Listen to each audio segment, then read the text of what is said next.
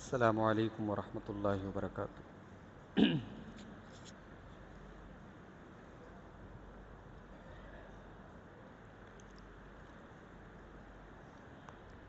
الحمد للہ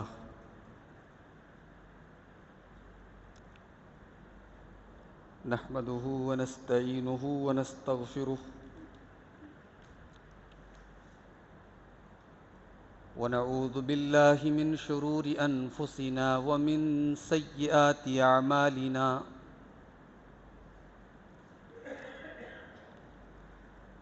من يهده الله فلا مضل له ومن يضلل فلا هادي له،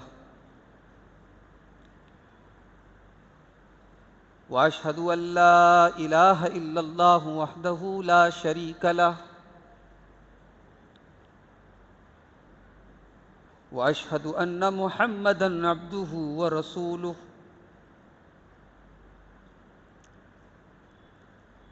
يا ايها الذين آمنوا اتقوا الله حق تقاته ولا تموتن الا وانتم مسلمون، يا ايها الناس اتقوا ربكم الذي خلقكم من نفس واحدة وخلق منها زوجها وبث منهما رجالا كثيرا ونساء، واتقوا الله الذي تساءلون به والأرحام إن الله كان عليكم رقيبا، يا أيها الذين آمنوا اتقوا الله وقولوا قولا سديدا يصلح لكم أعمالكم ويغفر لكم ذنوبكم، ومن يطع الله ورسوله فقد فاز فوزا عظيما، أما بعد فإن خير الحديث كتاب الله، وخير الهدي هدي محمد صلى الله عليه وسلم، وشر الأمور محدثاتها وكل محدثة بدعة وكل بدعة ضلالة وكل ضلالة في النار۔ اعوذ باللہ من الشیطان الرجیم، بسم اللہ الرحمن الرحیم۔ ومن اعرض عن ذکری فإن له معیشة ضنکا ونحشره یوم القیامة اعمی، قال رب لما حشرتني أعمى وقد كنت بصيرا، قال كذلك أتتك آياتنا فنسيتها وكذلك اليوم تنسى۔ محترم علماء کرام، بزرگوں اور دوستوں، نوجوان ساتھیوں، پردہ نشین ماؤں اور بہنوں، پیارے بچوں،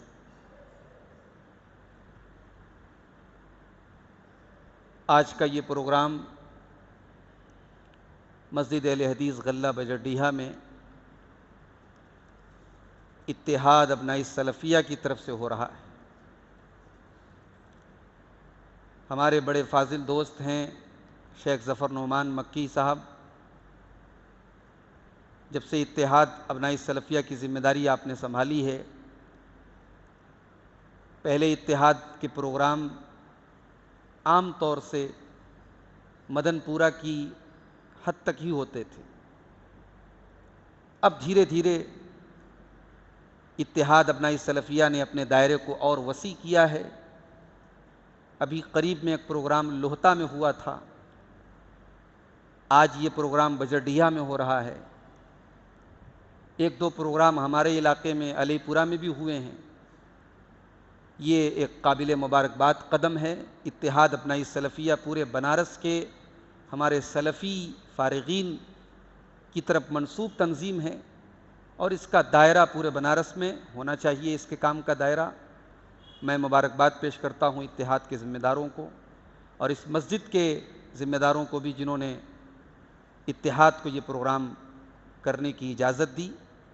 اور بڑی خوبصورت تقریر بھی آپ نے سنی زبان کی ہلاکت کے موضوع پر. اللہ تعالی ہم سب کو شیخ محترم کی باتوں پر عمل کی توفیق عطا فرمائے. میں نے آپ کے سامنے سورہ طٰہٰ کی ایک آیت پڑھی ہے. اس آیت میں اللہ تعالیٰ نے گناہ کا سائیڈ ایفیکٹ بتایا ہے،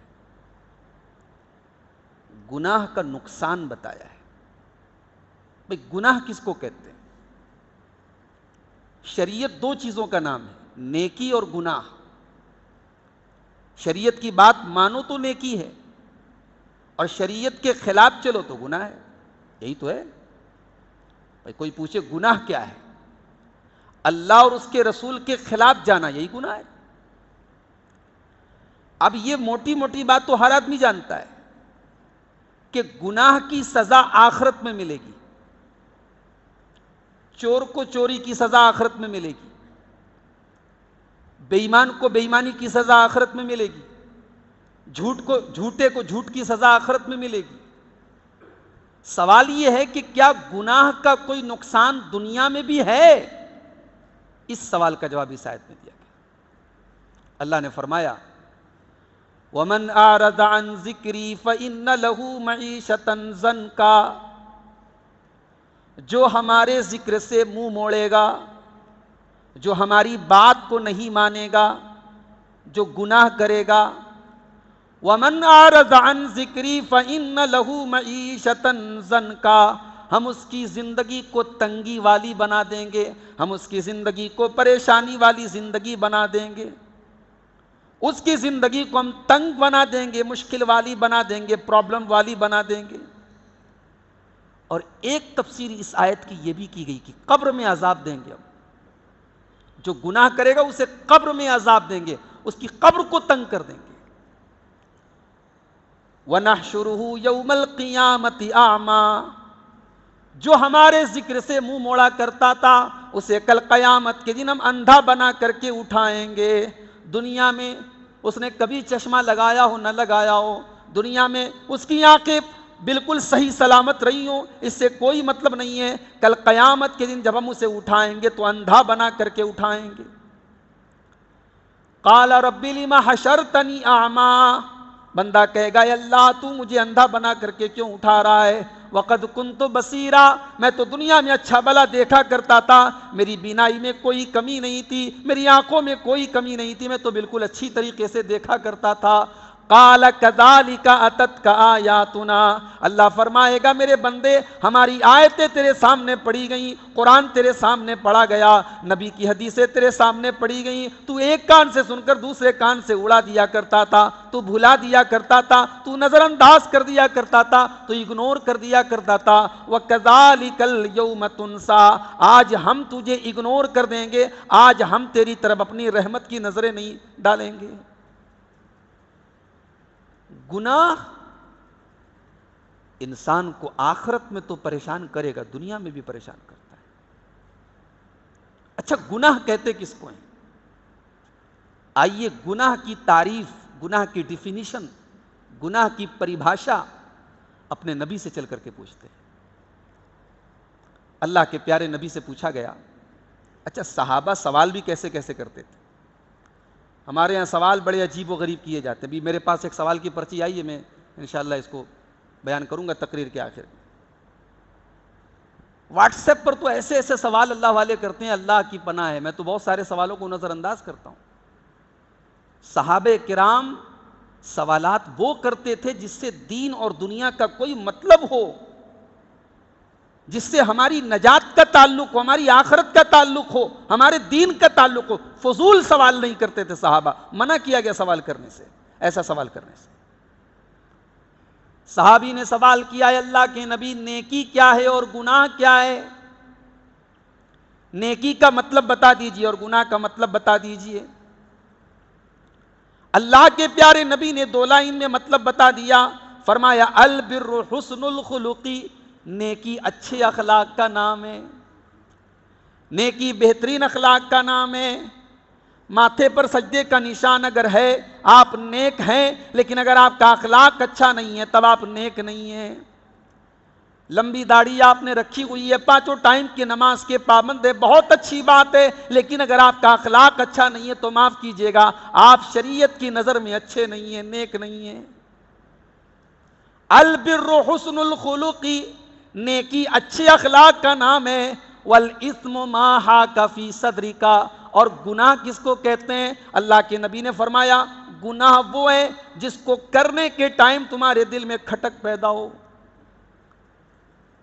گناہ کو کرنے کے ٹائم کھٹک پیدا ہو، بے چینی پیدا ہو، دل کے اندر ایک قسم کا اضطراب ہو، بے چینی ہو، ٹینشن ہو کہ یار یہ کام ٹھیک نہیں ہے، یہ کام میں جو کرنے جا رہا ہوں صحیح نہیں ہے۔ الاسم ما حاک فی صدری، کا گناہ یہ ہے کہ تمہارے دل میں کھٹک پیدا ہو۔ وَكَرِهْتَ أَن يَطَّلِعَ عَلَيْهِ النَّاسُ، اور تمہیں یہ پسند نہ ہو کہ لوگ اس کے بارے میں جانیں، جس کام کو تم لوگوں سے چھپانے کی کوشش کرو تمہیں شرم آئے کہ کئی لوگوں کو پتہ نہ چل جائے، سمجھ جاؤ کہ وہ کام غلط ہے، وہ کام گناہ کا کام ہے۔ مگر یہاں ایک بات نوٹ کر لیجیے، کبھی کبھی انسان اتنا ڈھیٹ ہو جاتا ہے کہ گناہ کر کے شرماتا نہیں ہے، گناہ کر کے چھپاتا نہیں ہے، گناہ کر کے اس کو ایکسپوز کرتا ہے، اس کو ظاہر کرتا ہے، اور یہ اور بڑا گناہ ہے۔ یہ گناہ کا سب سے خطرناک درجہ ہے کہ انسان گناہ کرنے کے بعد اس کو چھپائے نہیں، اس کو ظاہر کرے، اس کی نمائش کرے، اس کا اعلان کرے، اور یہ ایسا گناہ ہے کہ اس کی اللہ کے یہاں معافی نہیں ہے۔ اللہ کے پیارے نبی فرماتے ہیں کل امتی معافن الا المجاہرین، میری امت کے تمام لوگوں کی معافی ہو جائے گی مگر ان لوگوں کی معافی نہیں ہوگی جو کھلم کھلا گناہ کریں گے۔ پھر آپ نے مطلب بتایا کہ کھلم کھلا گناہ کرنے کا مطلب یہ ہے رات میں انسان گناہ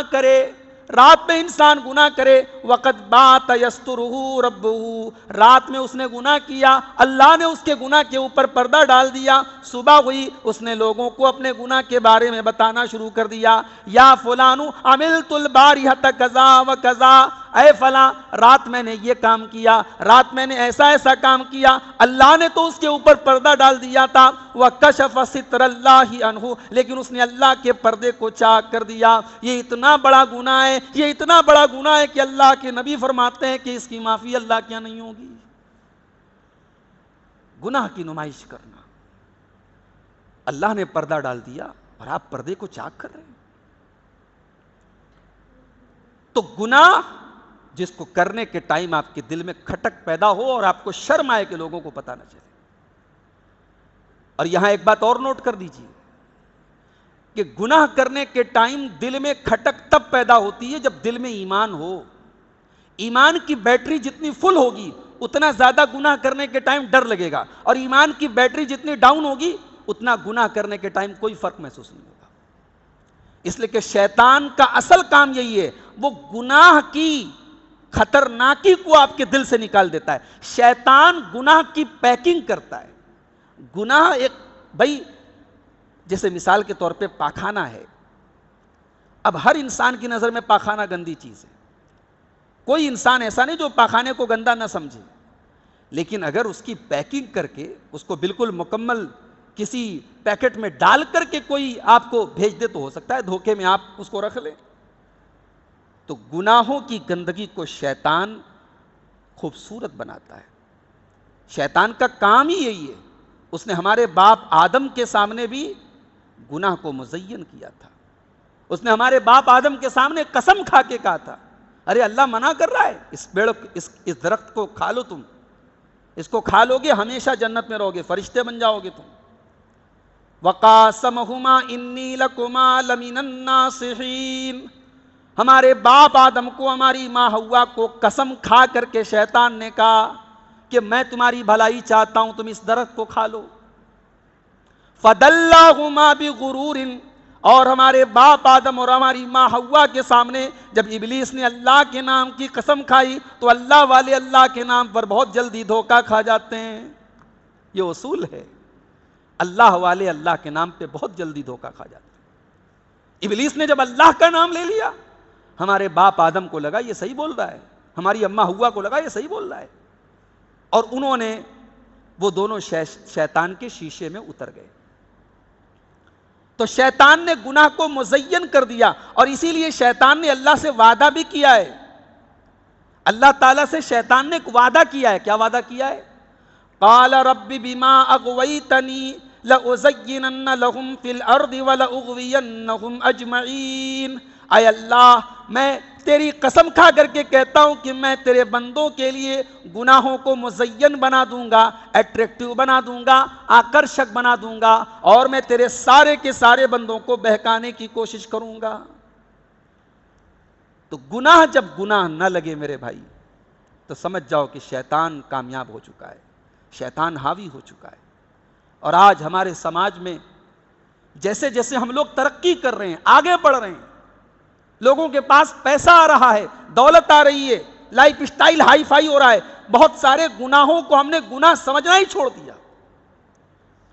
ایک زمانہ تھا کسی کے گھر میں اگر ٹی وی کے اوپر کوئی گندی چیز دیکھ لی جائے اور پتہ لگ جائے کہ صاحب اس کے گھر میں یہ چیز دیکھی گئی، تو پورے محلے کی نظر میں مانا جاتا تھا اس کے گھر میں یہ کام ہوتا ہے۔ لوگ چھپ چھپ کر کے وہ کام کرتے تھے۔ لوگوں کی گدیوں پر، بیٹھکوں میں ٹی وی کے اوپر سی ڈی لگتی تھی، وی سی آر لگتا تھا، کیا کیا ہوتا تھا، ایک دور تھا۔ اب صاحب وہ گناہ آسان ہو گیا، اب وہ یہ اس کی اسکرین پر آ گیا۔ اب آپ ہیں، آپ کا موبائل ہے، جیو کا انٹرنیٹ ہے، تنہائی ہے، آپ ہے، اللہ ہے، بس۔ اب اس پر آپ کیا دیکھ رہے ہیں، آپ کی آنکھیں کیا دیکھ رہی ہیں، آپ کے ہاتھ کیا ٹچ کر رہے ہیں، یہ آپ جانتے ہیں، اللہ جانتا ہے۔ تو گناہ کا آسان ہونا بھی اللہ کی بہت بڑی آزمائش ہے۔ اور آج جیسے جیسے ہماری زندگی آگے بڑھ رہی، گناہ آسان ہو رہا ہے۔ آج سے 20 سال پہلے زنا اتنا آسان نہیں تھا جتنا آج آسان ہے۔ آج سے 25 سال پہلے آنکھوں کی حفاظت کرنا اتنا مشکل نہیں تھا جتنا مشکل آج ہو چکا ہے۔ تو گناہوں کو آج شیطان نے آسان کر دیا ہے۔ اب آئیے دیکھتے ہیں کہ گناہ کا نقصان کیا کیا ہے، گناہ کا سائیڈ ایفیکٹ کیا کیا ہے، گناہ کا اثر کیا کیا پڑتا ہے۔ بھائی صاحب، گناہ کا اثر ہماری فیملی پر پڑتا ہے، ہمارے بچوں کی صحت پر پڑتا ہے، ہماری بیوی کے اخلاق پر پڑتا ہے، ہمارے کاروبار پر پڑتا ہے، ہماری زندگی پر پڑتا ہے۔ سلف صالحین کہا کرتے تھے کہ جب کبھی میں گناہ کرتا ہوں، لَأَعْرِفُ ذَلِكَ فِي سُوءِ خُلُقِ زَوْجَتِي، تو بیوی کے بیہیویئر سے پتہ لگ جاتا ہے میں کچھ غلط کر رہا ہوں، بیوی کی بد اخلاقی سے پتہ لگ جاتا ہے میں نے کوئی گناہ کیا ہے۔ وَتَعَثُّرِ دَابَّتِي، میری سواری چلتے چلتے پھسل کے گر جاتی ہے، مجھے احساس ہوتا ہے میں نے کوئی گناہ کیا ہے۔ اللہ اکبر۔ اور گناہ کا سب سے بڑا نقصان کیا جانتے ہیں؟ انسان کا دل جو ہے وہ ڈاؤن ہونے لگتا ہے، دل کے اوپر ایک پردہ چڑھنے لگتا ہے، دل ڈیڈ ہونے لگتا ہے۔ ڈیڈ کا مطلب وہ صحت والا ڈیڈ نہیں، صحت کے حساب سے دل آپ کا بہترین ہے، شریعت کے حساب سے آپ کا دل ڈیڈ ہو رہا ہے۔ قرآن اس پر اثر نہیں کر رہا ہے، اللہ کے رسول کی حدیثیں اثر نہیں کر رہی، جہنم کے عذاب کی باتیں اثر نہیں کریں، دل ڈیڈ ہو رہا ہے، دل مردہ ہو رہا ہے۔ کَلَّا بَلْ رَانَ عَلَىٰ قُلُوبِهِم مَّا كَانُوا يَكْسِبُونَ، میرے بندو تمہارے کرتوتوں کی وجہ سے تمہارے دلوں کے اوپر غلاف چڑھ گیا ہے، پردہ چڑھ گیا ہے۔ اللہ کے پیارے نبی فرماتے ہیں، ترمذی کی روایت ہے، جب بندہ کوئی گناہ کرتا ہے اس کے دل کے اوپر ایک کالے رنگ کا دھبا ڈال دیا جاتا ہے۔ فَإِذَا نَزَا وَاسْتَغْفَرَ وَتَابَ، اگر بندہ گناہ سے باز آ جائے، توبہ کر لے، اللہ سے معافی مانگ لے، اس دھبے کو اللہ تعالیٰ ہٹا دیتا ہے۔ لیکن اگر بندہ گناہوں سے توبہ نہ کرے اور بار بار گناہ کرے تو وہ کالے رنگ کے دھبے اس کے دل کے اوپر بڑھتے چلے جاتے ہیں، حَتَّىٰ تَعْلُوَ قَلْبَهُ، یہاں تک کہ اس کے دل کے اوپر چھا جاتے ہیں۔ کتنے لوگ ہیں وہ نماز نہیں پڑھتے اور ان کو کوئی فرق بھی نہیں پڑتا کہ وہ نماز نہیں پڑھتے؟ کتنے لوگ ہیں وہ سود کھاتے ہیں اور انہیں کوئی فرق نہیں پڑتا کہ وہ سود کھاتے ہیں. کتنے لوگ ہیں وہ جھوٹ بولتے ہیں اور انہیں کبھی ڈر نہیں لگتا کہ میں جھوٹ بول رہا ہوں. تو گناہ جب انسان کرتے کرتے اس کا عادی ہو جاتا ہے تو دل کے اوپر ایک جو ہے غلاف چڑھ جاتا ہے, ایک دل کے اوپر ایک پردہ چڑھ جاتا ہے. گناہ کا ایک نقصان یہ بھی ہے کہ دنیا کے اندر طرح طرح کی مصیبتیں آتی ہیں. ابھی آپ دیکھیں آپ کے پڑوسی ملک میں آدھا سے زیادہ ملک ڈوبا ہوا ہے سیلاب میں. ویڈیوز ایسے ایسے آ رہے دیکھ کر کے دل دہل جائے. آدمی زندہ ہے, پورا گھر تباہ ہو چکا ہے, کسی پیڑ کے سہارے اپنے آپ کو سنبھالے ہوئے ہے اور اچانک سیلاب کی اور باڑھ کی ایک لہر آتی ہے اور اس کو لے کے چلی پانچ کے پانچ بھائی فوراً انتقال کر جاتے ہیں, چھوٹے چھوٹے بچے. کتنا جانی اور مالی نقصان ہوا ہے. آپ کے بنارس میں اس بار تو سیلاب کا اثر بہرحال کم تھا, لیکن بہرحال تھا, موجود ہے. جو گنگا کے آس پاس کی جو بستیاں ہیں خالی پڑی ہیں, لوگوں کے کارخانے بندے, لوگوں کے پاور لوم بندے, لوگوں کی قرغے بندے. تو یہ جو مصیبتیں ہیں, سیلاب ہے, سونامی ہے, زلزلہ ہے, کہیں بارش نہیں ہو رہی ہے, کہیں ضرورت سے زیادہ ہو رہی ہے, کیوں ہے یہ انسانوں کے کرتوت کا نتیجہ ہے. ظہر الفساد فی البر والبحر بما کسبت ایدی الناس. زمین کے اندر جو بھی فساد ہے, جو بھی بگاڑ ہے, جو بھی تباہی ہے, جو بھی پریشانی ہے, میرے بندو وہ تمہارے ہاتھوں کی کرتوت کا نتیجہ ہے. لِيُذِيقَهُمْ بَعْدَ الَّذِي عَمِلُوا, اللہ تعالیٰ تمہاری کچھ حرکتوں کی سزا تم کو دینا چاہتا ہے. لَعَلَّهُمْ يَرْجِعُونَ, تاکہ تم اللہ کی طرف رجوع کرو. مگر ہم رجوع کہاں کرتے ہیں؟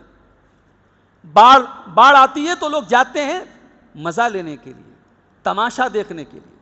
کسی کا مکان ٹوٹ گیا اور آپ تماشا دیکھ رہے ہیں, کسی کا آشیانہ لٹ گیا اور آپ جا کر کے ویڈیو بنا رہے ہیں. شرم آنی چاہیے ہمیں.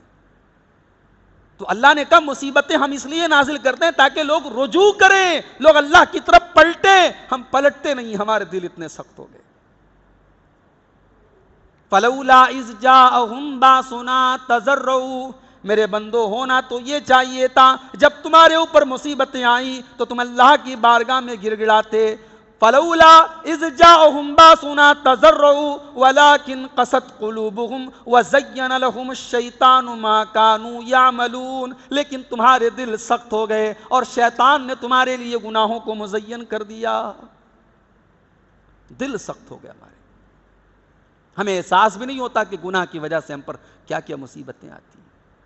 ہم تو اسی چکر میں پریشان ہیں, صاحب فلانے کی حکومت آ گئی, فلانے کی حکومت آ گئی, ہمارا کاروبار یہ ہو گیا. ارے ہم چور ہیں, ہمارا پورا کاروبار A to Z بھرشٹاچار پر ڈیپینڈ ہے. ہم اپنی اصلاح نہیں کرتے, اپنے دامن میں ہم نہیں جھانکتے, اور ہم کہتے ہیں صاحب حکومت چور ہے, فلاں چور ہے, فلاں سے مصیبت ہے. مصیبت تو ہمارے اپنے کرتوتوں کا نتیجہ ہے.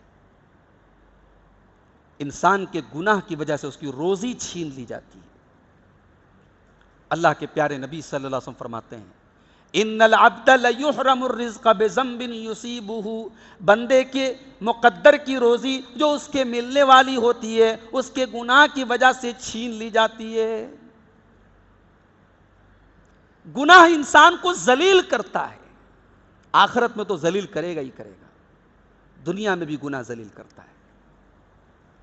انسان اللہ کو ناراض کر کے عزت نہیں پا سکتا.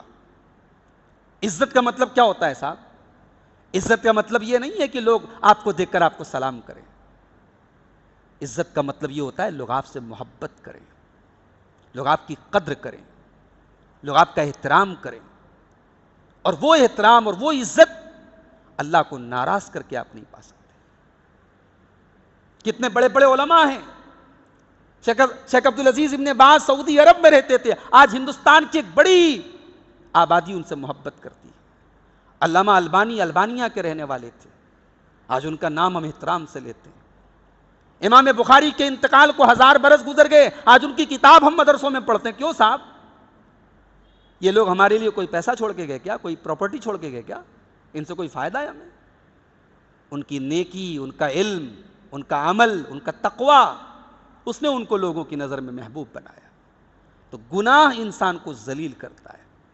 اسی لیے اللہ نے فرمایا سورہ فاطر کے اندر من کان یرید العزت فللہ العزت جمیعا, عزت اگر حاصل کرنا چاہتے ہو تو یاد رکھو عزت کا مالک اللہ ہے. من کان یرید العزت فللہ العزت جمیعا. عزت کا مالک اللہ تعالیٰ ہے. الیہ یصعد الکلم الطیب والعمل الصالح یرفعہ. تمام کی تمام پاکیزہ کلمات اللہ ہی کی طرف چڑھتے ہیں. ہم جو بھی نیک اچھی باتیں بولتے ہیں, پاکیزہ کلمات بولتے ہیں, وہ اللہ کی طرف چڑھتے ہیں. امام بخاری اس آیت کو لائے ہیں کتاب التوحید میں, صحیح بخاری میں, اور اس سے ثابت کرتے ہیں کہ اللہ اوپر ہے. اس لیے کہ نیکی اللہ کی طرف چڑھتی ہے, بھئی چڑھے گی اس کی طرف جو اوپر ہوگا. اس آیت سے ثابت ہوا کہ اللہ اوپر ہے, اللہ کی ذات اوپر ہے, اللہ اپنے عرش پر مستوی ہے. اللہ کا علم ہر جگہ ہے, اللہ کی قدرت ہر جگہ ہے, اللہ کا پاور ہر جگہ ہے, مگر اللہ کی ذات اوپر ہے. اللہ اپنی ذات کے اعتبار سے عرش پر ہے. تو اللہ نے فرمایا کہ نیک کلمات اس کی طرف چڑھتے ہیں. والعمل الصالح یرفعہ. اور آدمی جب نیک بات بولتا ہے اور اس کے بعد نیک عمل کرتا ہے تو نیک عمل سے اس کی بات میں وزن پیدا ہو جاتا ہے. والذین یمکرون السیئات لہم عذاب شدید. اور جو لوگ گناہ کا کام کرتے ہیں ان کے لیے دردناک عذاب ہے. ومکر اولئک ھو یبور. اور گناہ کرنے والوں کی مکاری چلنے والی نہیں ہے. تو گناہ انسان کو ذلیل کرتا ہے. گناہ سے انسان کا علم چھین لیا جاتا ہے. ہم نے کتنے ایسے لوگوں کو دیکھا جو کسی ادارے کے فارغ تھے, لمبی داڑھی تھی, 10 سال انہوں نے مدرسے میں گزارا تھا, بخاری کی حدیثیں پڑھی تھی, مسلم کی حدیثیں پڑھی تھی, استاد کے سامنے بیٹھ کر کتابیں پڑھی تھی, جے این یو چلے گئے, جامعہ ملیہ چلے گئے, یونیورسٹی کے ماحول میں چلے گئے, دین سے دور ہو گئے, داڑھی سپا چٹ ہو گئی, نمازوں کو چھوڑ دیا. آج ان کی گفتگو میں, آج ان کی بات چیت میں کہیں ایسا احساس نہیں ہوتا کہ یہ عالم دین ہے. آج ان سے ملاقات ہوتی ہے تو افسوس ہوتا ہے کہ کیا یہ وہی آدمی ہے جس کو ہم نے کل مدرسے میں قرآن اور حدیث پڑھتے ہوئے دیکھا تھا. گناہ کی وجہ سے انسان کا علم چھین لیا جاتا ہے میرے بھائی. اسی لیے امام شافعی رحمۃ اللہ علیہ اپنے استاذ امام وکی ابن جراح سے جب پوچھتے ہیں, کہتے ہیں امام شافعی رحمۃ اللہ علیہ, شکوت الی وکیع سوء حفظی فارشدنی الی ترک المعاصی. میں نے اپنے استاذ محترم حضرت امام وکی سے پوچھا کہ میرا حافظہ مضبوط نہیں ہے, میری یادداشت اچھی نہیں ہے, کوئی طریقہ بتا دیجئے یادداشت اچھی ہو جائے. کتنے حافظ قرآن ہیں, قرآن کے حافظ بنے, اس کے بعد گناہوں کی دنیا میں, گناہوں کی دلدل میں چلے گئے, ان کا قرآن کا حفظ ختم ہو گیا, اللہ نے چھین لیا ان کے سینے سے قرآن کو. بھئی قرآن کا حافظ ہونا بڑے نصیب کی بات ہے. اللہ نے آپ کو قرآن کا حافظ بنایا ہے, اللہ نے آپ کو چن لیا ہے میرے بھائی, اور آپ گناہوں کی دلدل میں پھنس کر کے اپنے اس حفظ قرآن کی نعمت سے اپنے آپ کو محروم کر رہے ہیں. امام شافعی نے اپنے استاد سے پوچھا میری یادداشت کمزور ہے, کیا کروں؟ امام شافعی کو استاد نے جواب دیا فارشدنی الی ترک المعاصی. بچے تو گناہوں کو چھوڑ دے, تو غلط کام کبھی مت کرنا, تو گناہ کا کام مت کرنا. فإن العلم نور من الہ ونور اللہ لا یعطی لعاصی. اس لیے کہ علم دین اللہ کا نور ہے, اور اللہ کا نور اللہ اپنے نافرمان کو نہیں دیتا ہے. تو یہ گناہوں کے نقصانات ہیں. اب آئیے تقریر کے اگلے پوائنٹ کی طرف بڑھتے ہیں. گناہوں سے بچا کیسے جائے؟ بھئی گناہ کو ہم نے سمجھ لیا, گناہوں کے نقصان کو بھی سمجھ لیا, اور ہم سب گناہ کرتے ہیں. اس مسجد میں اس مجلس میں بیٹھا ہوا کوئی شخص اگر یہ کہتا ہے کہ صاحب میں نے کبھی گناہ نہیں کیا, جھوٹ بولتا ہے. کل بنی آدم خطاء, آدم کے تمام بیٹے خطا کار ہیں. وخیر الخطائین التوابون, لیکن بہترین خطا کار وہ ہیں جو اللہ کی بارگاہ میں توبہ کر لیں, اللہ سے معافی مانگ لیں. تو گناہوں سے بچنے کا طریقہ کیا ہے, یہ اس پر میں مختصر سی گفتگو کر کے بات ختم کروں گا. گناہوں سے بچنے کے لیے سب سے پہلا کام آپ کو یہ کرنا پڑے گا کہ آپ کو اپنے دل میں یہ احساس پیدا کرنا پڑے گا کہ دنیا میں کوئی جگہ ایسی نہیں ہے جہاں اللہ ہمیں نہ دیکھ رہا ہو. جب یہ احساس دل میں پیدا ہو جائے گا کہ اللہ دیکھ رہا ہے, تب انسان آٹومیٹک گناہوں سے بچے گا.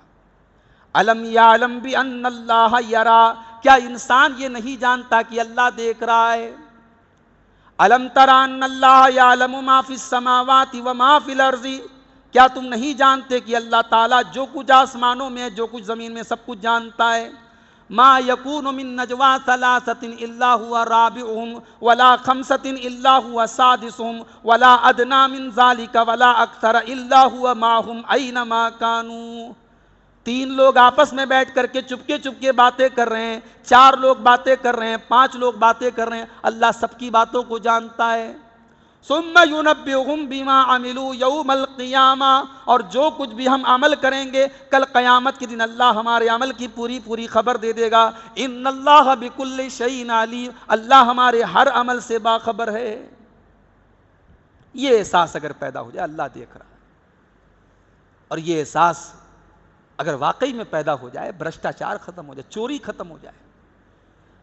عبداللہ ابن عمر رضی اللہ تعالیٰ عنہ سفر میں جا رہے ہیں، بھوک لگی ہے، پیاس لگی ہے، ایک چرواہے کو دیکھا بکریوں کو لے کے جا رہا ہے، بلایا ادھر آؤ، ایک بکری کا دودھ دھو کر کے مجھے پلا دو۔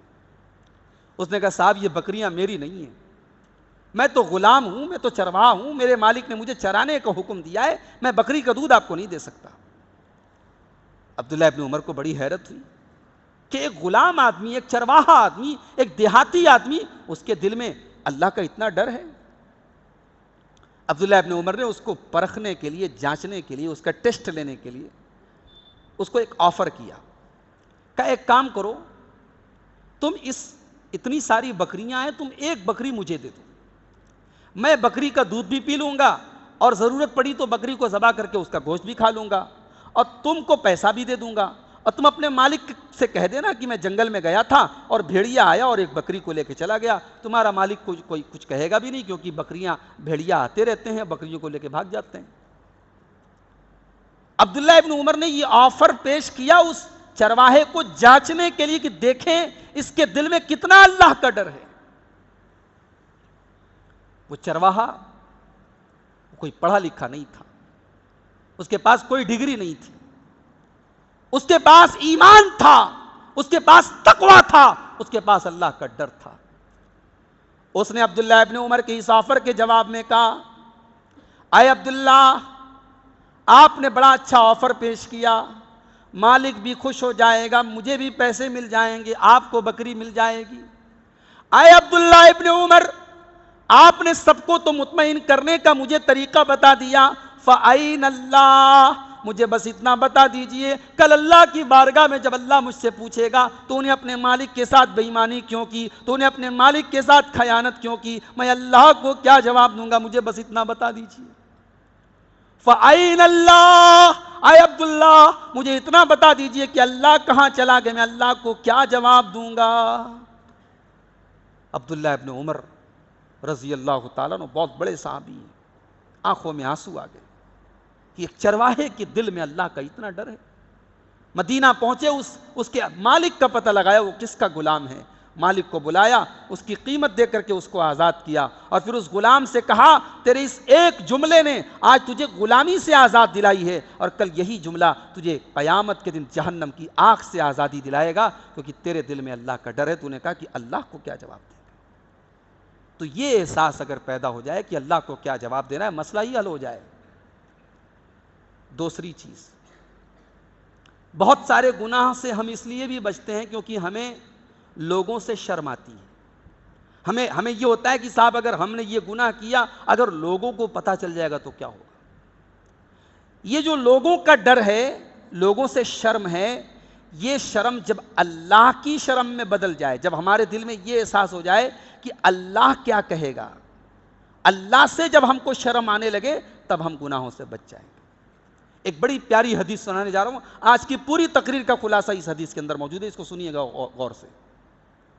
عبداللہ ابن مسعود رضی اللہ تعالیٰ عنہ کہتے ہیں، ترمذی کی روایت ہے، اللہ کے پیارے نبی نے اپنے صحابہ سے کہا استحیوا من اللہ حق الحیاء، اے میرے صحابہ اللہ سے شرم کرو جتنی شرم کرنی چاہیے، اللہ سے شرماؤ جتنا شرمانا چاہیے۔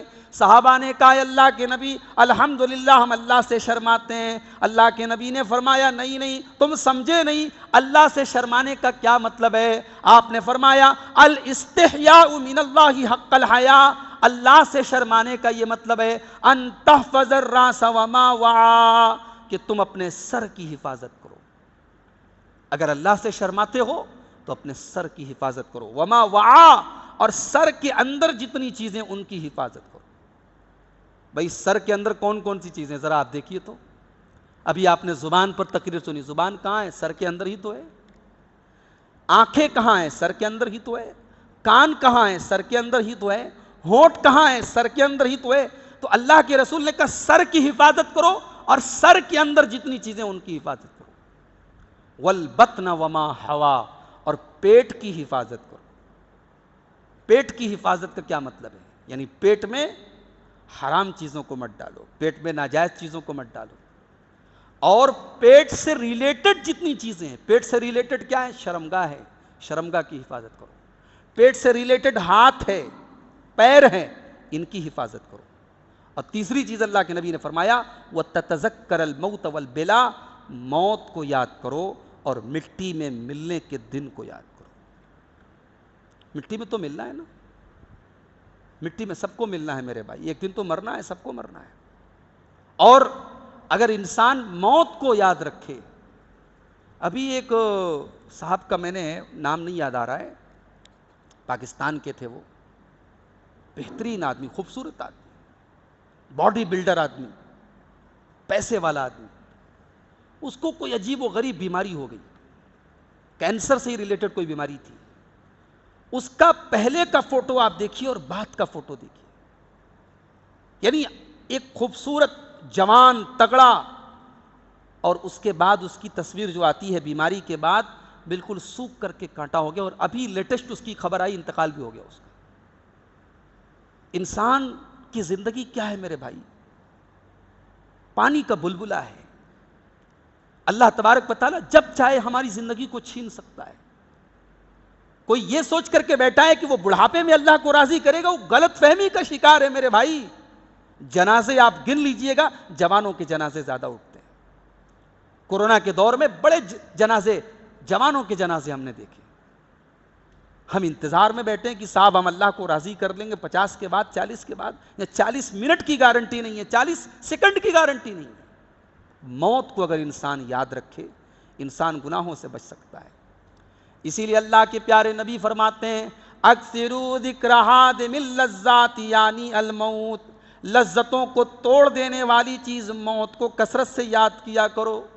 اسی لیے آپ نے قبرستان کی بھی کبھی کبھی جانے کا حکم دیا.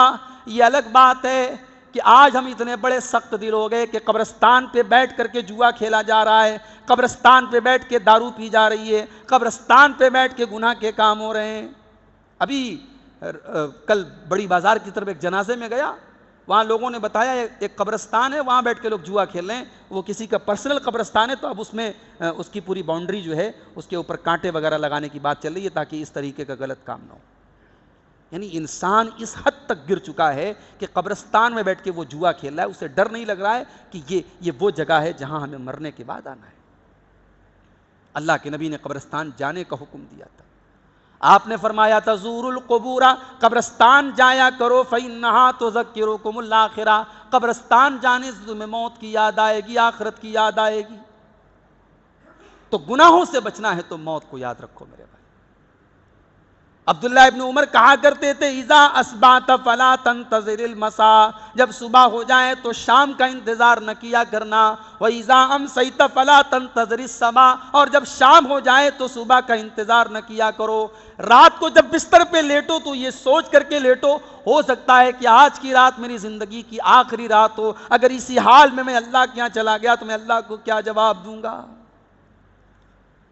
کہیں ایسا نہ ہو کہ کل ہمیں پچھتانا پڑے، کل اللہ کی بارگاہ میں ہمیں پچھتانا پڑے کہ اے اللہ ہم نے تو بڑے گناہ کیے ہیں، بڑی لاپرواہی کی، بڑی کوتاہی کی. ان تقول نفس یا حسرتا علی ما فرطت فی جنب اللہ، میرے بندو کہیں ایسا نہ ہو کل قیامت کے دن تمہیں پچھتانا پڑے اور تم اپنی زبان سے یہ کہو کہ اے اللہ ہائے افسوس، میں نے تیرے بارے میں بڑی کوتاہی کی، میں نے بڑی لاپرواہی کی. کل اللہ کی بارگاہ میں جب ہم پچھتائیں گے تو وہاں ہمارے پاس کوئی راستہ نہیں ہوگا. یہاں تو راستہ ہے. جانتے ہو جب جہنمی لوگ جہنم میں چلے جائیں گے تو جہنمی لوگ رو رو کر کے کلپ کلپ کر کے اللہ سے ایک ریکویسٹ کریں گے، اللہ سے گزارش کریں گے. کیا گزارش کریں گے؟ ربنا اخرجنا منها فإن عدنا فإنا ظالمون. اے اللہ ایک بار تو ہم کو جہنم سے نکال دے، ہم وعدہ کرتے ہیں اب کوئی گناہ کا کام نہ کریں گے، اب تجھے کوئی ناراض کرنے والا کام نہیں کریں گے. اے اللہ ایک چانس ہمیں اور دے دے، اگر اب پھر سے اگر ہم نے کوئی گناہ کیا تو تو جو سزا دے دے ہم کو منظور ہے. تو اللہ کیا جواب دے گا؟ قال اخسئوا فیہا ولا تکلمون. اللہ فرمائے گا نہیں تم ذلیل ہو کر کے اسی جہنم میں رہو، ولا تکلمون تم مجھ سے بات مت کرو. اللہ کہے گا بات مت کرو، خبردار مجھ سے بات مت کرو. تو کل جب اللہ یہ کہے گا مجھ سے بات مت کرو، اس دن ہماری کوئی بات اللہ کے ہاں مانی نہیں جائے گی. آج تو کم سے کم اللہ ہم سے یہ تو کہہ رہا ہے کہ مجھ سے معافی مانگ لو. آج تو ہمارا رب روزانہ رات کے آخری حصے میں آسمان دنیا پر نازل ہوتا ہے اور ہم سے کہتا ہے کہ میرے بندوں مجھ سے معافی مانگ لو، میں تمہیں معاف کر دوں گا. مجھ سے توبہ کر لو، میں تمہاری توبہ قبول کر لوں گا. تو آج تو وہ ماننے کو تیار ہے اور ہم منانے کے لیے تیار نہیں. تو میرے بھائیوں، اگر ہم گناہوں سے بچنا چاہتے ہیں تو ہم یہ بات یاد رکھیں کہ ہمیں موت آئے گی اور ہمیں اللہ کے سامنے پیش ہونا ہے.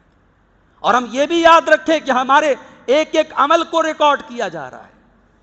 ہم اکیلے میں جو کام کرتے ہیں وہ بھی ریکارڈ ہو رہا ہے، پبلک کے سامنے جو کام کرتے ہیں وہ بھی ریکارڈ ہو رہا ہے.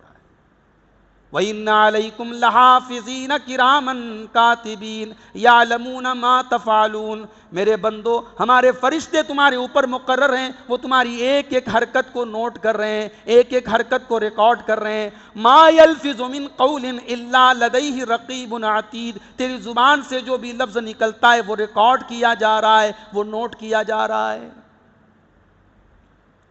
دنیا میں سونار کا ترازو جو ہوتا ہے وہ سب سے خطرناک ترازو مانا جاتا ہے. سونار کے ترازو پر اگر عورت کی ناک کی نتھیا بھی رکھ دی جائے تو ترازو بتا دے گا یہ کتنے ملی گرام کی. اللہ کا ترازو کیسا ہوگا؟ اللہ کا ترازو جانتے ہو کیسا ہوگا؟ وَنَزَعُ الْمَوَازِينَ الْقِسْطَ لِيَوْمِ الْقِيَامَةِ. قیامت کے دن ہم انصاف کا ترازو رکھیں گے. وَإِنْ كَانَ مِثْقَالَ حَبَّةٍ مِّنْ خَرْدَلٍ أَتَيْنَا بِهَا. ایک رائی کے دانے کے برابر بھی تم نے کوئی عمل کیا ہوگا، اس انصاف کے ترازو پر وہ سامنے آ جائے گا. وَكَفَى بِنَا حَاسِبِينَ. میرے بندو تمہارا حساب ہم لیں گے، ہم لیں گے. اللہ لے گا حساب، اور اللہ جب حساب لے گا تو وہ کیسا حساب لے گا ہم سمجھ سکتے ہیں. تو میرے بھائی ہمارا ایک ایک عمل ریکارڈ کیا جا رہا ہے. ہم نے آنکھوں سے جو گناہ کیا آنکھیں بولیں گی کل قیامت کے دن. ہم نے ہاتھوں سے جو گناہ کیا ہاتھ بولیں گے کل قیامت کے دن. حتیٰ اذا ما جاؤوها شہید علیہم سمعہم وابصارہم وجلودہم بما کانوا یعملون. کل قیامت کے دن تمہارے کان تمہارے خلاف گواہی دیں گے، تمہاری آنکھیں تمہارے خلاف گواہی دیں گی، تمہاری چمڑی تمہارے خلاف گواہی دے گی. وقالوا لجلودہم لما شہدتم علینا قالوا انطقنا اللہ الذی انطق کل شیء. انسان اپنی چمڑی سے کہے گا تو کیسے بول رہی ہے؟ انسان کی چمڑی کہے گی آج اللہ نے ہم کو زبان دے دی، ہم تیرے کرتوتوں کا پردہ فاش کریں گے. ایک آخری بات بیان کر کے بات ختم کر رہا ہوں. آج سب سے زیادہ جو ڈینجرس چیز ہے، سب سے خطرناک جو چیز ہے، تنہائی کے گناہ. لوگوں کے سامنے تو آدمی ایسے بھی شریف بن جاتا ہے، پانچوں ٹائم نماز پڑھ رہا ہے، مسجد میں آ رہا ہے، صف اول میں آ رہا ہے. سوال یہ ہے کہ اس کی پرائیویٹ لائف کیسی ہے، اس کی تنہائی کیسی ہے، وہ اکیلے میں اس کا معاملہ کیا ہے. اللہ تبارک و تعالی کہ یہاں اگر ہماری تنہائی گڑبڑ ہوگی تو میرے بھائیوں یہ بہت ہی خطرناک معاملہ ہے. ہمارے روزے، ہماری نماز، ہمارے حج عمرے برباد ہو جائیں گے سب. میں جو حدیث پڑھنے جا رہا ہوں اس حدیث کو سننے کے پہلے اپنے دل پر ہاتھ رکھیے گا اور سوچئے گا یہ میرے نبی کی حدیث ہے، میرے نبی کا فرمان ہے، اور نبی نے جو بات کہی ہمارا ایمان ہے وہ 110% سچ ہے، اس میں کوئی فرق نہیں ہے. اللہ کے نبی فرماتے ہیں، ابن ماجہ کی صحیح روایت ہے، لَيَأْتِيَنَّ أَقْوَامٌ مِّنْ أُمَّتِي يَوْمَ الْقِيَامَةِ، قیامت کے دن میری امت کے کچھ لوگ آئیں گے، بڑی بڑی نیکیوں کو لے کر کے آئیں گے، پہاڑوں کے برابر نیکیوں کو لے کر کے آئیں گے. اللہ تبارک و تعالیٰ ان کی نیکیوں کو بھوسا بنا دے گا، ان کی نیکیوں کو ہوا کی طرح اڑا دے گا، ختم کر دے گا، فنش کر دے گا. ان کی نیکیوں کا کوئی مطلب نہیں ہوگا اللہ کے.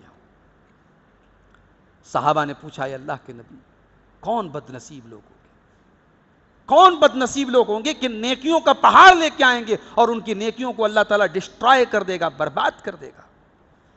اللہ کے نبی نے فرمایا اما انہم اخوانکم، وہ تمہارے ہی بھائی ہوں گے، ومن جلدتکم، تمہاری ہی نسل کے لوگ ہوں گے.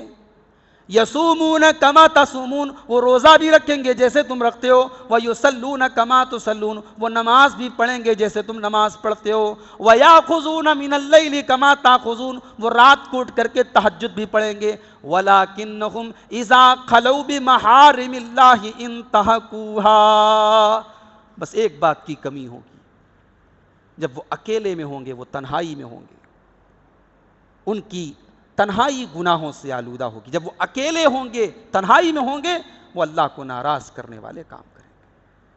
تو میرے بھائیوں، گناہ کو کبھی حقیر مت سمجھو. آج کتنے گناہ ہیں، ہم اس کو گناہ سمجھتے ہی نہیں ہیں. حضرت ابو سعید خدری رضی اللہ تعالیٰ عنہ، اللہ کے رسول کے بڑے جلیل القدر صحابی ہیں، وہ اپنے دور کے لوگوں سے کہتے ہیں، مسند احمد کی روایت ہے، کہتے ہیں کہ انکم لتعملون اعمالا ہی ادق فی اعینکم من الشعر، کہتے ہیں کہ تم لوگ بہت سا ایسا عمل کرتے ہو جو تمہاری نظر میں بال سے بھی زیادہ باریک ہے، یعنی تمہاری نظر میں بہت ہلکا ہے، بہت معمولی ہے. کننا نعدھا علی عہد رسول اللہ صلی اللہ علیہ وسلم من الموبقات، لیکن اللہ کے رسول کے دور میں ہم اس کو ہلاک کرنے والا گناہ سمجھتے تھے. تو گناہ سے ہمیشہ ڈرنا چاہیے، گناہ کو کبھی انڈر اسٹیمیٹ نہیں کرنا چاہیے، ہلکے میں نہیں لینا چاہیے. کبھی کبھی چھوٹے چھوٹے گناہ انسان کو برباد کر دیتے ہیں. اسی لیے اللہ کے نبی فرماتے ہیں، بخاری کی روایت ہے، ان المؤمن یرا ذنوبہ کانہ قائد تحت جبل، کہ مومن اپنے گناہوں کو ایسا سمجھتا ہے جیسے کسی پہاڑ کے نیچے بیٹھا ہوا ہے اور پہاڑ اس کے اوپر گرنے والا ہے. مومن کو ایسا فیل ہوتا ہے، ایسا احساس ہوتا ہے کہ وہ کسی پہاڑ کے نیچے ہے اور پہاڑ اس کے اوپر گرنے والا ہے. وَإِنَّ الْفَاجِرَ يَرَى ذُنُوبَهُ كَذُبَابٍ مَرَّ عَلَى أَنفِهِ، اور جو فاجر ہوتا ہے، جو فاسق ہوتا ہے، جو اللہ کا نافرمان ہوتا ہے، وہ گناہ کر کے ایسے نظر انداز کرتا ہے جیسے ناک پر مکھی بیٹھی ہو اور اس کو کوئی ہٹا دے، ویسے وہ گناہ کر کے ایسا محسوس کرتا ہے. تو گناہوں کی خطرناکی کو میرے بھائیوں ہمیں اور آپ کو سمجھنے کی ضرورت ہے. اللہ سے دعا ہے رب العالمین ہم سب کو گناہوں سے بچنے کی توفیق عطا فرمائے. ہمیں اللہ تعالیٰ تنہائی کے گناہوں سے خاص طور سے ہمارے نوجوانوں کی حفاظت فرمائے. یہ ایک پرچی پر 2-3 سوالات آئے تھے. اس میں ایک سوال یہ کیا گیا کہ صاحب بارات میں جانا کیسا ہے. بڑا یعنی یہ مسئلہ ہم سب جانتے ہیں، ہم کو معلوم ہے، ہمارے ہاں شادیوں میں بارات عام بات ہے، لیکن شریعت میں بارات کا کوئی تصور نہیں ہے. اگر اللہ کے رسول کے دور کی ہم شادیوں کی بات کریں، صحابہ کے دور کی شادیوں کی بات کریں، وہاں ہمیں بارات کا کوئی سسٹم نہیں ملتا. وہاں نکاح ہوتا تھا، لڑکا والے جو ہے لڑکی والوں سے بات طے کرتے تھے اور اس کے بعد رخصتی ہو جاتی تھی 2-4 لوگوں کے ساتھ. وہاں 40 لوگوں کے ساتھ، 100 لوگوں کے ساتھ بارات لے کے جانا اور لڑکی والوں کے یہاں جا کے باقاعدہ دعوت اڑانا، اور اس کے بعد یہ لمبی چوڑی جو رسمیں ہمارے یہاں ہیں، یہ دراصل ہندوانہ، چونکہ ہم لوگ ہندوستان میں ہمیں سے بڑی تعداد میں کنورٹ ہوئے ہیں لوگ، تو اس ماحول میں رہنے کی وجہ سے ان کے کلچر کو ہم چھوڑ نہیں سکے. تو جو جہیز والی رسم ہے، بارات کی رسم ہے، لڑکیوں کو پراپرٹی میں حصہ نہ دینے کی رسم ہے، یہ ساری چیزیں ہم نے غیر مسلموں سے اس کو لے لیا ہے. تو بارات کا کوئی اسلامی تصور نہیں ہے. البتہ یہ بات یاد رکھی جائے کہ اس مسئلے کو اتنا سخت بنا دینا کہ صاحب لڑکی کے یہاں دعوت کھانا حرام ہے. ہم نے بھدوئی وغیرہ میں بعض نوجوانوں کو دیکھا کہ اس معاملے میں بہت متشدد ہیں کہ بیٹی کے گھر وہ جائیں گے، سارا سپورٹ کریں گے، سارا کام کریں گے، کھانے میں ہاتھ بھی بٹائیں گے، اور اس کے بعد صاحب کھانا نہیں کہ بولیں گے لڑکی کے یہاں ہم دعوت نہیں کھا سکتے. تو اگر لڑکی کے گھر دعوت کھانا حرام ہے تو بھائی صاحب آپ کا وہاں ہاتھ بٹانا بھی حرام ہے، گناہ کے کام میں سپورٹ کرنا بھی تو حرام ہوتا ہے. تو یہ ایک دوسری انتہا ہے. بارات کو آپ ختم کرنے کی کوشش کیجئے، لڑکی کے یہاں دعوت کو آپ ختم کرنے کی کوشش کیجئے، یہ اچھی چیز نہیں ہے، اس کی وجہ سے لڑکی والوں کے اوپر ایک بوجھ پڑ رہا ہے، یہ ساری باتیں اپنی جگہ برحق ہے۔ لیکن میں ایک سمپل سا سوال آپ سے کرتا ہوں کہ آپ نے بنا کسی وجہ کے، کوئی وجہ نہیں، آپ نے اپنے گھر مجھے دعوت دی، میں دعوت کھا سکتا ہوں کہ نہیں کھا سکتا ہوں؟ تو کسی کے گھر دعوت کھانے کے لیے دلیل کی ضرورت نہیں ہے، کوئی اپنی خوشی سے کسی کو بھی دعوت کھلا سکتا ہے۔ تو اگر لڑکی کا باپ اپنی خوشی کے طور پر 100 لوگوں کو دعوت دے رہا ہے تو اس میں کوئی حرج کی بات نہیں ہے، لیکن یہاں مسئلہ یہ ہے کہ یہ رسم بن چکی ہے، لڑکی کے گھر دعوت ایک رسم بن چکی ہے، اور اس کی وجہ سے سماج میں نکاح مشکل ہو رہا ہے۔ لڑکی والوں کے لیے کتنے لوگ تو قرضہ لے کے شادی کرتے ہیں بھائی صاحب، لڑکی کی شادی قرضہ لے کے ہو رہی ہے، مسجدوں میں لوگ آ کے بھیک مانگتے، چندہ مانگتے کہ صاحب میری لڑکی کی شادی ہے۔ تو یہ غلط ہے۔ اسلام نے بیٹی کی شادی کو بالکل آسان کیا ہے، ہم نے اپنے رسم و رواج کی وجہ سے اسے ایسا مشکل کر دیا کہ آج جو ہے لڑکی کی شادی کرنا زندگی کا ایک کارنامہ مانا جاتا ہے۔ یعنی آدمی جب اپنا کارنامہ گناتا ہے، میں نے مکان بنوایا، میں نے یہ کیا، پھر کہتا ہے میں نے لڑکی کی شادی کی، 4 لڑکیوں کی شادی کی، یعنی یہ اتنا مشکل کام ہے کہ لوگ اس کو اپنی زندگی کی اپلبدھی بتاتے ہیں، اپنا کارنامہ بتاتے ہیں۔ تو بیٹیوں کی شادی کو مشکل مت بنائیے، ان رسموں کو توڑیے۔ البتہ یہ ہے کہ اگر کوئی خوشی کے طور پہ بیٹی والے اگر اپنے گھر بھی کچھ مہمانوں کو بلا کر کے دعوت کھلاتے ہیں تو کوئی حرج کی بات نہیں ہے، اس کو ہم غیر شرعی یا حرام نہیں کہہ سکتے۔ ایک آخری سوال اس میں یہ تھا کہ ایڈوکیٹ فیض سید صاحب کا بیان سننا صحیح ہے یا نہیں؟ ایڈوکیٹ فیض سید صاحب ایک دائی ہیں، ایک بردر ہیں، تقریر کرتے ہیں، لیکن وہ باقاعدہ طور پر عالم دین نہیں ہیں۔ اب ان کی تقریروں میں بہت ساری ایسی چیزیں پائی گئی ہیں جو غلط ہیں، اور جس پر علماء نے اعتراض کیا کہ یہاں غلط ہیں، کچھ چیزوں سے انہوں نے رجوع بھی کیا۔ تو میں کسی کا نام لے کر کے آپ سے یہ کہوں کہ ان کو مت سنیے، ان کو مت سنیے، اس سے بہتر ہے کہ میں آپ کو یہ ریکمینڈ کرتا ہوں کہ چونکہ آپ جب تقریر سنیے تو علماء کی سنیے جو پراپر چینل سے آئے ہیں۔ بھئی ہمارے محلے میں بے ڈگری والا ڈاکٹر بھی ہے اور ڈگری والا ڈاکٹر بھی ہے، لیکن اگر ہم کوئی سیریس بیماری میں مبتلا ہیں تو ہم بے ڈگری والے کے یہاں نہیں جاتے ہیں، ویسے بے ڈگری والے کو تو ایسے بھی نہیں جانا چاہیے، لیکن اگر سیریس میٹر ہو تو ہم ڈگری والے کے یہاں جو اسپیشلسٹ ہے اس کے پاس جاتے ہیں کہ بھائی صاحب اس نے پڑھا ہے، اس کے پاس علم ہے، نالج ہے۔ ہارٹ کا مسئلہ ہم کارڈیولوجسٹ کے پاس جاتے ہیں، لیور کا مسئلہ ہے ہم گیسٹرولوجسٹ کے پاس جاتے ہیں، جو جس کان کا مسئلہ ہم ENT والے کے پاس جاتے ہیں۔ تو اسی طریقے سے دین کا مسئلہ ہے تو آپ علماء سے کانٹیکٹ کیجیے۔ اگر ہر ایرا گہرا نتھو خیرا مطلب وہ تقریر کر سکتا ہے، وہ بیان کر سکتا ہے، وہ لیکچر دے سکتا ہے، تو پھر جامعہ سلفیہ کو تو بند کر دینا چاہیے۔ کائے بلا وجہ لوگ پریشان بنے، کروڑوں روپیہ خرچ ہو رہا ہے، مدرسوں کو بند کر دینا چاہیے۔ تو یہ جو ایک پراپر چینل بنا ہے کہ 10 سال اساتذہ سے علم دین حاصل کیا جا رہا ہے اور اس کے بعد ایک آدمی دین کے کام میں لگا ہے، دعوت کے کام میں لگا ہے، ایسے لوگوں کو ہمیں پروموٹ کرنا چاہیے۔ انٹرنیٹ پر آج بہت سارے مقرر ہیں، اسپیکر ہیں، بہت اچھے اچھے انداز میں تقریر کرتے ہیں، لیکن سب لوگوں کی بات صحیح ہے ایسا نہیں ہے۔ تو آپ علماء سے مشورہ کیجئے کہ ہمیں کن لوگوں کو سننا چاہیے۔ موجودہ وقت میں ہمارے ہندوستان کے علماء میں اگر ہم بات کریں، شیخ ابو زید ضمیر کو آپ سنیے، بہت بہترین عالم دین ہیں۔ شیخ جلال الدین قاسمی صاحب بہت بہترین عالم دین ہیں۔ شیخ عبدالعظیم مدنی، عبدالحسیب مدنی، اور اسی طریقے سے شیخ ابو رضوان محمدی، ہمارے بنارس میں بھی بہت سارے ہمارے اساتذہ ہیں، علماء ہیں، آپ ان کو سنیے، علماء کو سنیے میرے بھائیو، جنہوں نے علم دین کو سیکھا ہے۔